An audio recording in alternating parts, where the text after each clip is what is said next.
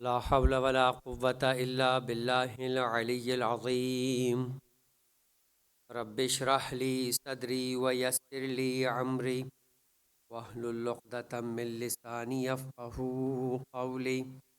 أعوذ بالله من الشيطان اللعين الرجيم. بسم الله الرحمن الرحيم. الحمد لله رب العالمين، والصلاة والسلام على أشرف الأنبياء والمرسلين سيدنا ونبينا ومولانا أبي القاسم محمد. اللهم صل على محمد وعلى محمد وعجل فرجه وعلى آله الطيبين الطاهرين، لا سيما على بقية الله في الأرضين، واللعنة الدائمة على أعدائهم أجمعين.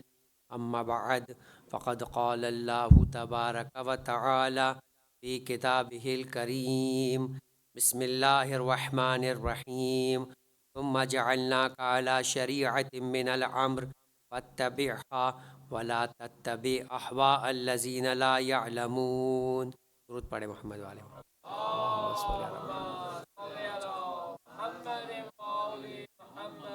عزیزان محترم، مسافر کے روزوں کے احکام کے سلسلے میں آپ کی خدمت میں احکامات شرعیہ کو بیان کیا جا رہا تھا، اور گفتگو ہماری اس مقام پر جا کر ختم ہوئی تھی. ایک مسافر کے لیے بعض صورتوں کے اندر اگر روزہ رکھنا فرض ہو جائے تو سفر کرنا ممنوع ہو جاتا ہے. یعنی اس کا مطلب یہ ہے کہ اگر وہ کسی شہر کے اندر مقیم ہے تو وہیں پر اپنی اقامت کو جاری رکھے، روزوں کی اس ذمہ داری کو انجام دے، اور پھر اس کے بعد سفر کرے. اور اگر وہ سفر میں ہے تو 10 دن کے اقامے کی نیت کرے اور ایسا مسافر بن جائے کہ جس کے اوپر روزہ رکھنا فرض ہو جایا کرتا ہے. آج جس مسئلے کو بیان کرنا ہے یہ بھی ایک اہم مسئلہ ہے، اس اعتبار سے کہ اکثر و بیشتر آج کل کی تو حالات جس طرح کے ہیں، خاص طور پر گزشتہ زمانے کی نسبت اب بہت ساری صورتحال کے اندر زیارت اور عمرہ کرنا آسان ہوتا جا رہا ہے، فائنینشلی اعتبار سے بھی اور ویزے وغیرہ کے اعتبار سے جو سہولت مل جاتی ہے اس کے اعتبار سے. بالخصوص اگر ہم اس جی سی سی کی کنٹری میں رہنے والے افراد کے لیے دیکھا جائے تو جو سہولت ویزا عمرہ حاصل کرنے کے لیے اویلیبل ہو گئی ہے اب چند عرصے سے، اس وجہ سے بہت سارے افراد عمرے کی سعادت حاصل کرنا کے لیے روانہ ہو رہے ہوتے ہیں، چاہے وہ انفرادی طور پر انڈیویجولس کے طور پہ جا رہے ہو یا پھر وہ اپنی فیملی کے ساتھ جو وہ جا رہے ہو. بالآخر یہ جب انسان سفر کرتا ہے تو یہ مسئلہ تو تمام کے تمام وہ افراد کے جو مکلف ہے اور ذمہ دار ہے شرعی اعتبار سے واجبات کے اور محرمات کے، انہیں معلوم ہونا چاہیے. اور کافی حد تک مومنین اب اس بارے میں جانتے بھی ہے کہ ایک مسئلہ شرعی تقلید کے باب کے اندر تمام مراجعین نے تحریر کیا کہ ہر وہ مسئلہ کہ جو انسان کے لیے مبتلا بہ ہے، یعنی جو انسان کسی نہ کسی اعتبار سے اس کے اندر گرفتار نظر آتا ہے یا اسے وہ مسئلہ پیش آئے گا تو اس کا سیکھنا اس پر واجب ہے. اب یہ نہیں کر سکتا کہ وہ یہ کہے کہ ٹھیک ہے مسئلہ نہیں ہے، جس طرح لوگ کر رہے ہیں اسی طریقے سے میں کر لوں گا. اس لیے کہ اس بات کو بیان کیا انہی مسائل کے درمیان کہ ایک شخص ہے کہ جو مسافر ہے، آپ بھی اس کے ساتھ سفر میں ہے، مگر آپ کے سفر کی نوعیت جدا ہے، اس کے سفر کی نوعیت جدا ہے. تو ممکن ہے کہ آپ پر روزہ فرض ہو جائے اور اس پر روزہ فرض نہ ہو، تو ہر ایک کو اپنی ذمہ داری سے باخبر ہونا ضروری ہے. لہٰذا اگر کوئی شخص عمرے پہ جا رہا ہے، بہت اچھا شوق ہے، بہت اچھی جو ہے وہ سعادت نصیب ہو رہی ہے، لیکن اس کا مطلب یہ کہ اب اس کی ذمہ داری ہے کہ وہ سفر سے متعلقہ مسائل بھی جانتا ہو اور عمرہ جو کہ ایک عبادت ہے اس کے سلسلے کے اندر بھی اپنی ذمہ داریوں کے بارے میں تیاری کر کے مسائل کے اعتبار سے بھی جائے. جس طریقے سے سامان سفر، وسائل سفر کی تیاری انسان اپنے اعتبار سے ضرورت عرفیہ کہے یا پرسنل ضرورت کے اعتبار سے سمجھے کہ ضروری ہوا کرتا ہے، اسی طریقے سے مسائل شرعیہ کا سیکھنا اور اس پر عمل کرنے کی تیاری بھی جو ہے وہ مقدمہ سفر کے اعتبار سے اپنے لیے لازم اور ضروری قرار دیتا ہوا نظر آئے. اب اسی طرح سے جب آپ عمرے کے سفر پہ جاتے ہیں تو آپ مدینہ پہنچتے ہیں. عام حالات کے اعتبار سے ایک قاعدہ کلیہ ہے جو آپ کو بیان کر دیا گیا کہ کہ مسافر پر روزے رکھنا جائز نہیں ہے اگر وہ 10 دن سے کم کسی جگہ پہ قیام کیے ہوئے۔ عام طور پہ جو ہمارا سفر ہوتا ہے، چاہے وہ کسی بھی مقدس مقام کا ہو، عام طور پر کسی بھی مقام کے اوپر انسان 10 دن نہیں رک رہا ہوتا، خاص طور پہ ان حالات میں جو آج کل ہے، بہت زیادہ ریپڈلی شارٹ گروپس بن رہے ہوتے ہیں، 10 دن، 11 دن، 12 دن، 14 دن، اور ان 14 دنوں کو بھی مختلف شہروں میں ڈیوائیڈ کیا جاتا ہے۔ مثلا 6 دن مدینے میں ہے، 6 دن مکے کے اندر ہے، 10 دن نہیں بنے۔ جب 10 دن نہیں بنے تو اب آپ مسافر شرعی ہے، آپ کے لیے روزہ رکھنا جائز نہیں۔ اور اس بات کا تذکر پہلے دیا جا چکا ہے کہ جن جگہوں پر آپ کے لیے اگر شریعت نے اختیار بھی دے دیا ہے کہ آپ چاہے تو قصر نماز پڑھے، چاہے تو پوری نماز پڑھے، جیسے مسجد نبوی اور مسجد الحرام، تو وہ نماز کی حد تک اختیار ہے، مسافر بہرحال اب بھی آپ ہے،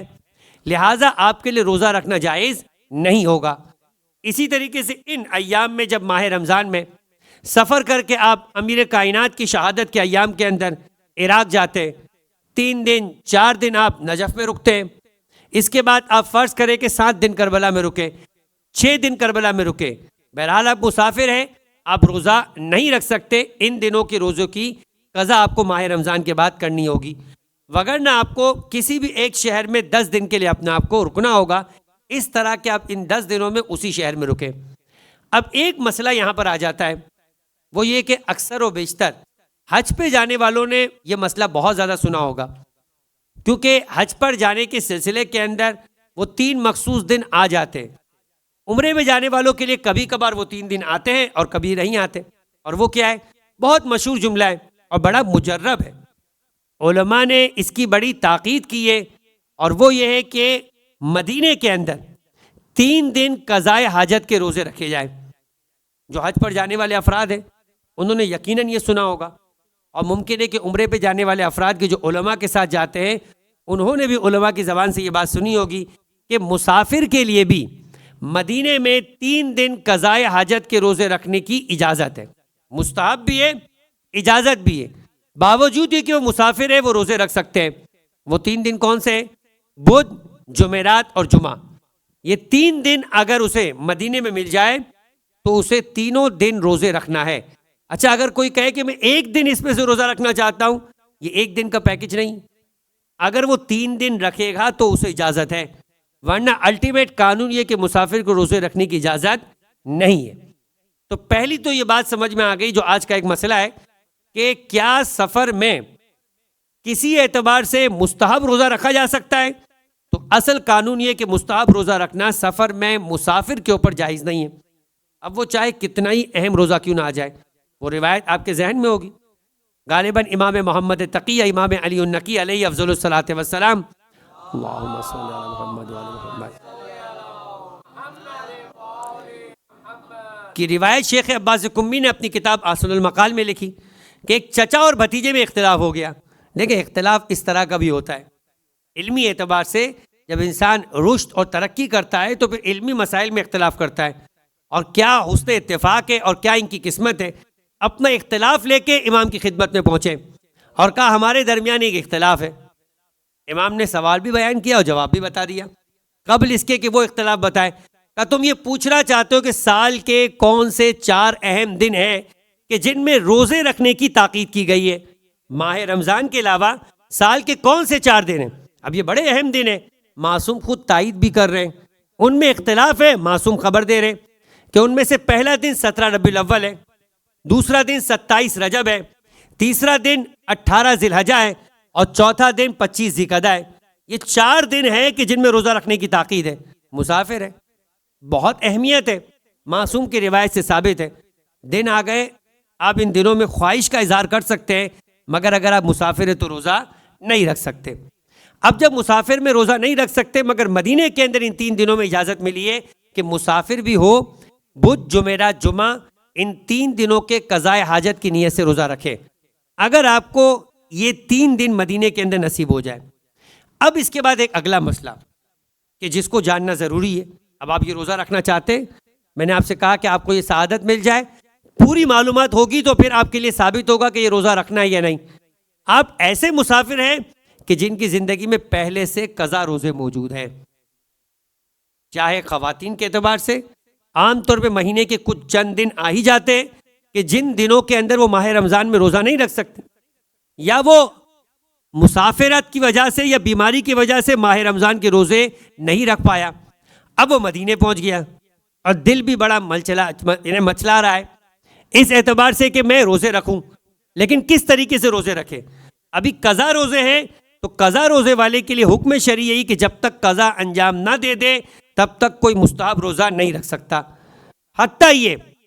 کہ اگر وہ فرض کرے کہ منت کرنا چاہتا ہے،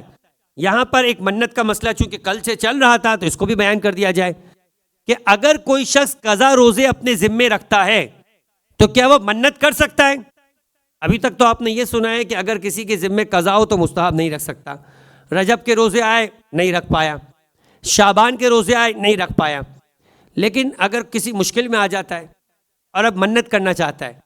تو کیا قضا روزے جس کے ذمے ہے وہ منت کر کے کوئی ایکسٹرا روزہ اپنے اوپر فرض کر سکتا ہے ابھی قضا روزے انجام نہیں پائے؟ آغا سیستانی فرماتے کہ اگر قضا روزے اس کے ذمے ہے اور وہ معین دن کی نیت کرنا چاہتا ہے تو اسے معین دن کی نظر کرنے کی اجازت نہیں ہے، مگر یہ کہ وہ معین دن اس دن ہو کہ اس سے پہلے وہ اپنے قضا روزے انجام دے دے گا۔ کیا مطلب؟ ایک مثال بناتے،